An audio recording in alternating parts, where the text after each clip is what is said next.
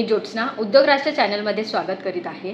आपण आजकाल सर्वच डिजिटल लाईफस्टाईलकडे आकर्षित होत आहोत.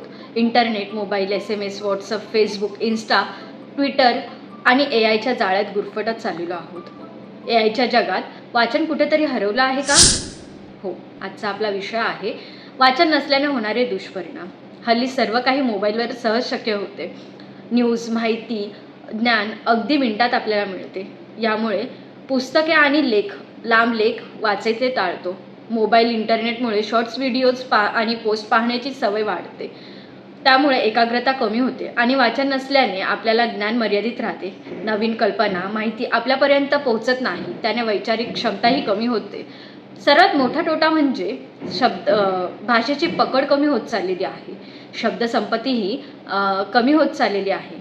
माणसांची आपुलकीही कमी होत चालली आहे. त्याचबरोबर विचारांची देवाणघेवाणही कमी होत चाललेली आहे. पूर्वी लहानांपासून मोठ्यांपर्यंत प्रत्येकाच्या हातात वृत्तपेपर, ग्रंथ, गोष्टींचे पुस्तके असायचे. तुम्हाला आठवतंय का आपल्याला आजी पुस्तके वाचून गोष्टी सांगायची?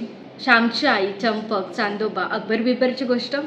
अगदीच ती पुस्तकामधली चल रे भोपळ्या टुणूक टुणूकमधली आजी तर तुम्हाला नक्कीच आठवत असेल. पण AIच्या काळात नाही ती आजी उरली आहे, नाही त्या भोपळ्यामधला गोडवा उरला आहे.